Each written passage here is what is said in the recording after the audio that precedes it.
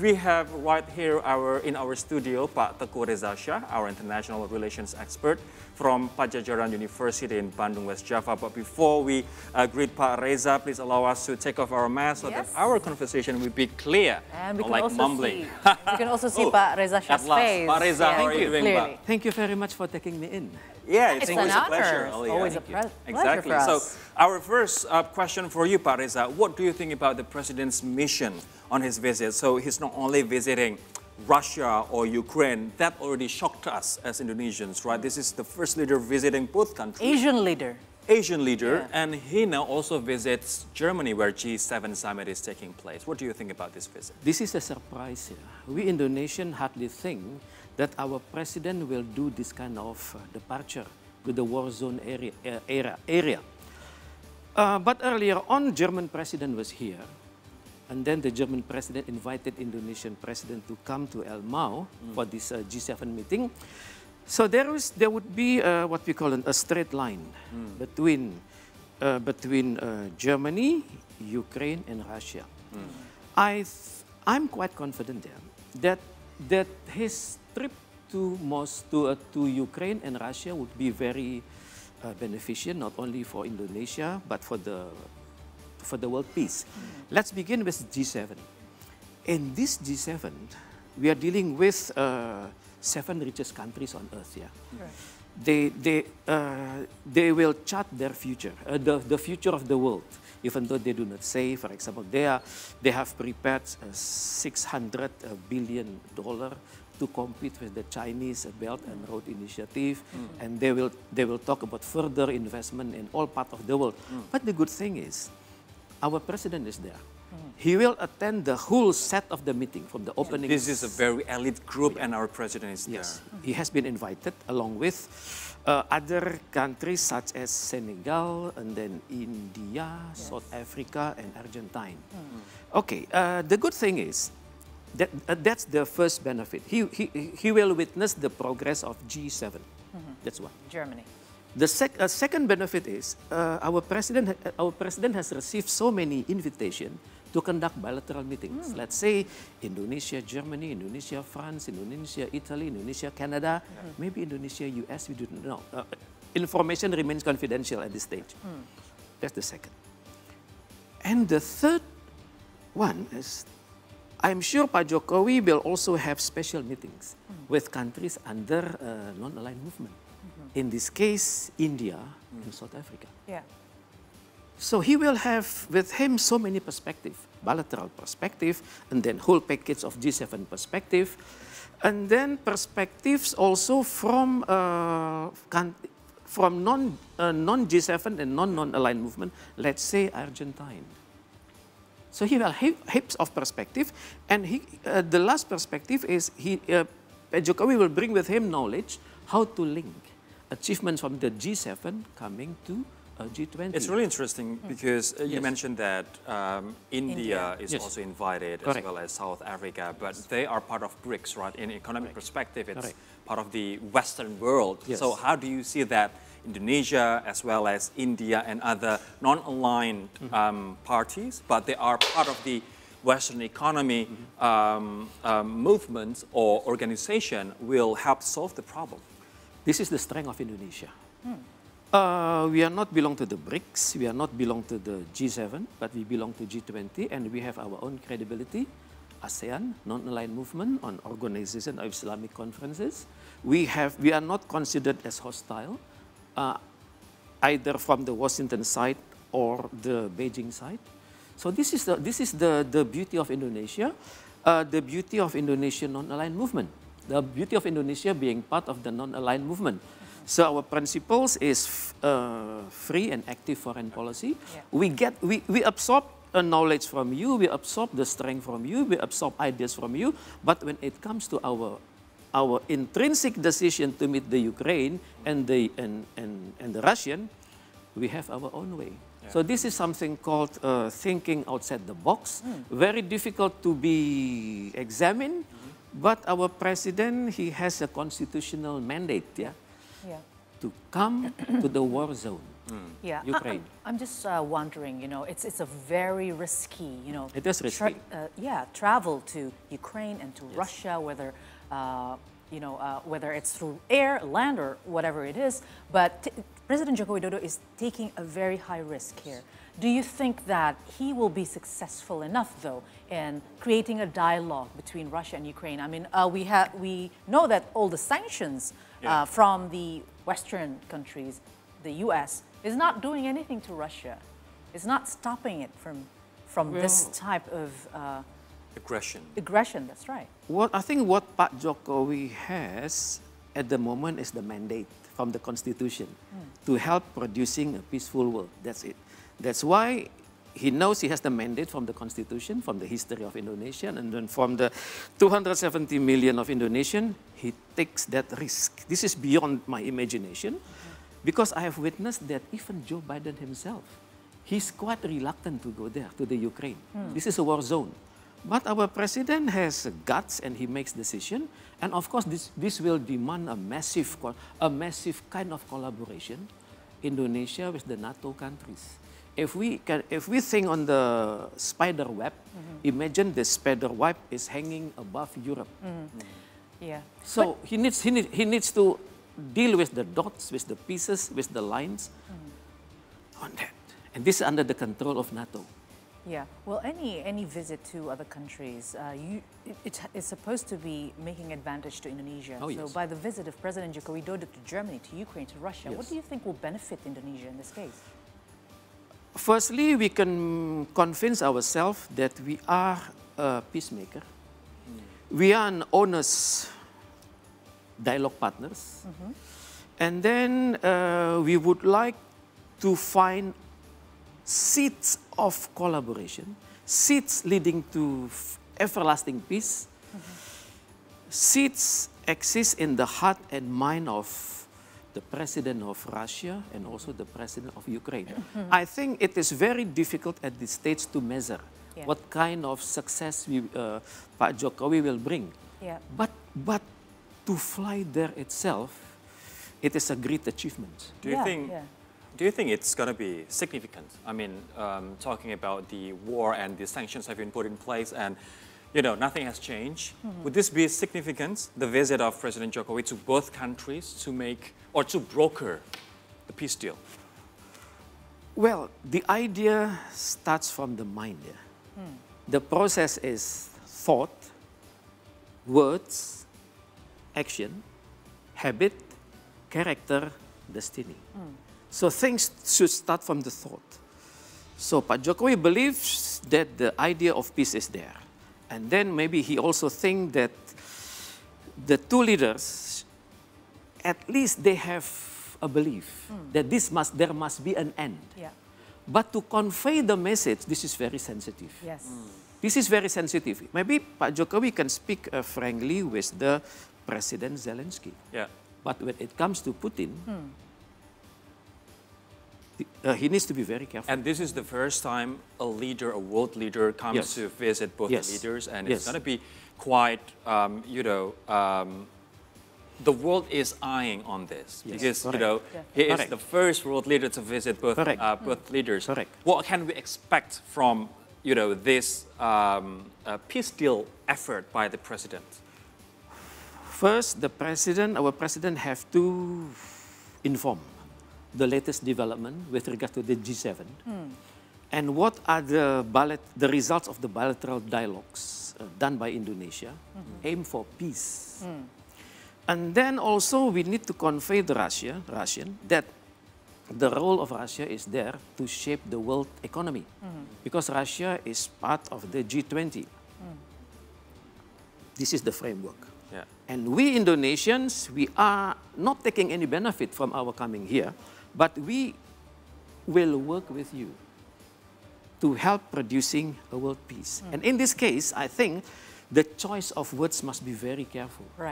For example, the Russian, they do not call this a war. This is a special military operation. If we use the term war, this is the Western term. Even though it is recognized by international law as some kind of invasion of aggression. So when we deal with Putin, I think we need to be very is careful, very sensitive, and pay highlight not only on the language of the Russian language, but we need to understand the socio-linguistics and the psycholinguistics of the... Even they think it's not an invasion, as you said, it's military operation. Yes. Apart from the effort of making this dialogue, the peace process from President Joko Widodo, don't you think that it's a bit different right now from the second term of his administration here? It seems like President Joko Widodo focused much on our internal affairs, but now he's very much confident in going out and focus on international affairs. Do you think that he's trying to lobby these two, especially Putin, Russia, to come to G20 and also other countries, so that our G20 will not be something that is abandoned? And also, this might be a very costly G20, don't you think, if Russia really attends? Yes, I think President Jokowi needs to have a legacy in this case. One of his legacy is Indonesia has successfully conducted the G20 in Indonesia, and then the goals of G20 remains.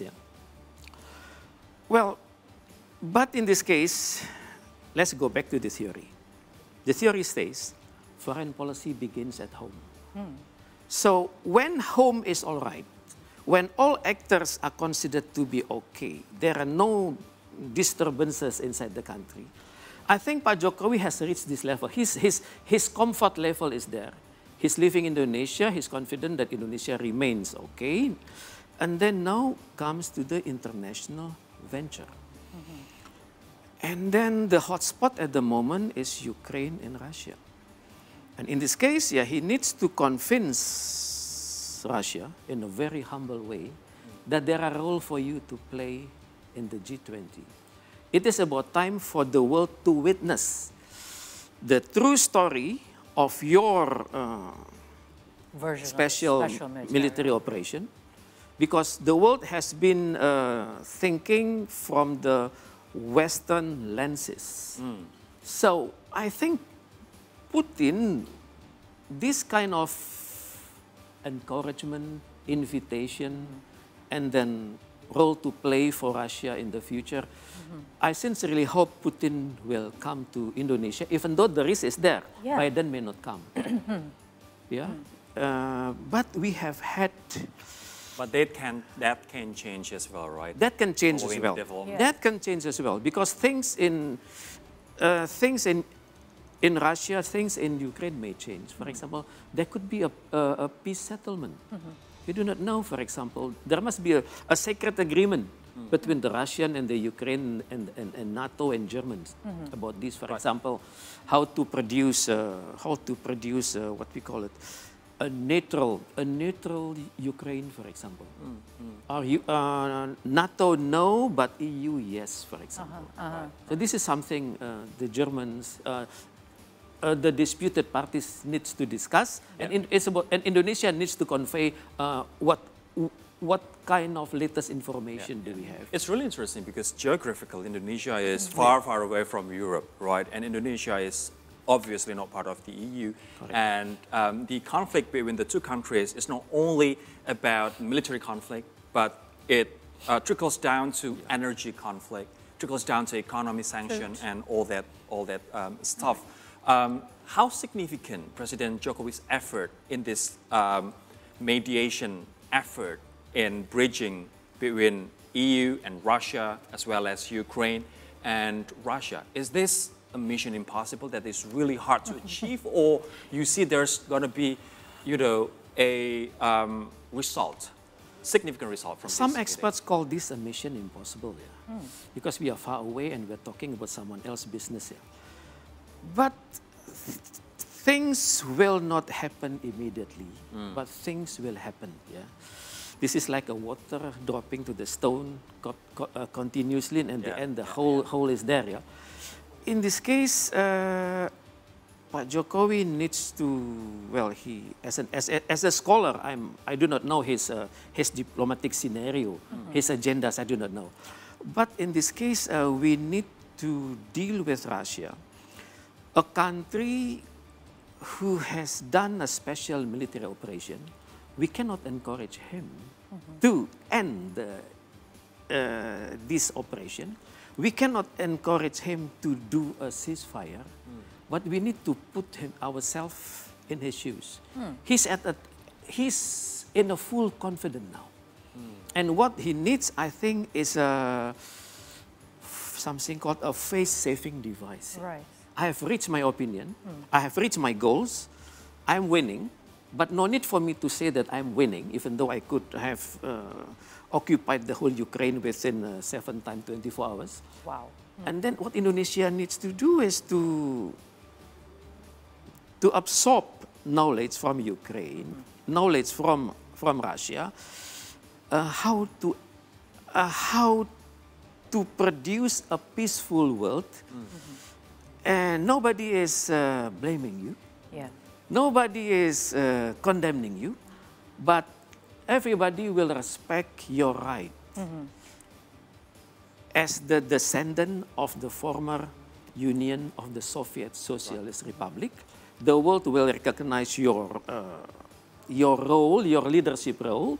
The world will also recognize your role as a peacemaker in the region, something like this. Yeah. I do not know how Pak Jokowi will convey the message.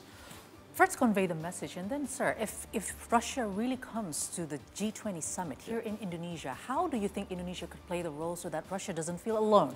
Because right now, it's like the enemy, right? The enemy. The but common then enemy when of he the comes, world. Exactly. When he comes, how can Indonesia play this critical role, making sure that Russia is accepted, Russia is part of the G20 members, and not being left out? So far, we have been acting as a neutral country. At the UN, for example, recently, when it comes to condemning Russian invasion, our position was with the West. We were against. But when it comes to the human rights ideas of taking Russia in or taking Russia out, our position was abstain. So in this case, we have shown the Russian that we are a neutral nation, objective nations, and we are not joining the groups who have sanctioning you. Yep. I think the Russians know this. And then the Russians also know the beauty of our past relationship. In 1958, when Bung Karno was there, Russia helped us to win back the western part of Papua.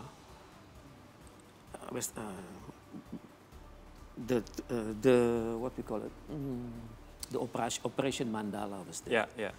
And then we have had a strategic relationship with Russia during the Megawati period.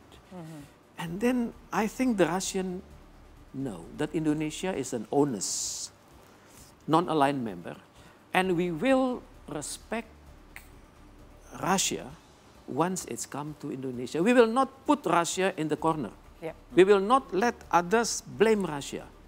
No, I think we will accommodate a lot of protocol needs with Russia. How to make sure that Russia will play a significant role in the G20 summit in Bali, and also the future of G20. That the role of Russia is there. Right. So this is quite idealistic. I'd like to move the focus to G7 summit itself, sir, because G7, like any other summit, they are not free from demonstration, from protests, and including this G7. And some of international demonstrators come to Germany to protest about the energy. Yes. Because of the war, then the world now, I think, has to prolong their reliance towards coal. And this can be seen by foreign nations of the EU are thinking about importing coal from Indonesia because they are getting non-reliant towards Russian gas. What do you think about the progress so far, and what do you think about this protest in terms of energy, particularly in G7 summit? When it comes to protests, I have witnessed who are the actors, countries, the protesters, they talk about energy. They talk about alternative energy. They talk about World Wildlife Nature Foundation. They also talk about maintaining the world peace, and also energy is not leading to war. Okay, this is good. This is good. because it shows the power of the non-state actors inside Europe. This is good. And the German Chancellor has recently said that protests are all right as long as they are not burning, they are not causing riots and so on. But allow me to see this from a neutral side. This is a process theoretically called thesis, antithesis, and synthesis. It is good for the European because their policies have to combine the top-down and the bottom-up. This is good for the European, and then this is also good for the world. Because indirectly, this kind of protest showed the advanced countries that, okay, you have been lecturing the third world countries. Yeah? Now it's time for you to think that three fingers are pointing at you actually. Yeah. Well, this is the one. And secondly, when it comes to coal, we have reached some agreement with the countries in Europe about the coal. We have to acknowledge the quality of Indonesian coal is different than coals coming from other parts of the world. The quality of our coal is more environmentally friendly, but anyhow, it needs to be processed inside Indonesia. Of course, there are arrangements. So in this case, what Indonesia needs is to convey to the world that this Indonesian exporting coal is a temporary matter. And then the coal will be replaced later on by the alternative energy. And Indonesia at the moment, yes, we are relying on coal, but at the same time we have made ourselves more technologically inclined. For example, if we see Jakarta, we are witnessing public transportation using electricity. So this is something Indonesia needs to convey to the world. Yes, we are still dealing with this kind of coal. We are progressing. We are progressing. This is a transition. The timeline is there. So that's why we need to convey to the world that we are working based on blueprint. Timeline is there. Job description of actors are there, and job specifications of other kind of actors are there as well.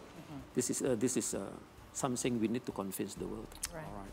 Pak Teuku Right. Rezasyah. Always very insightful when we have you in the studio. Thank you so much, Pak Teuku I'm Rezasyah. honored. I think an hour wouldn't be enough. Yeah, an hour or a 3-hour news show perhaps with Teuku Rezasyah. I'm honored. Would Thank be you enough. once again, Pak Thank Reza. you.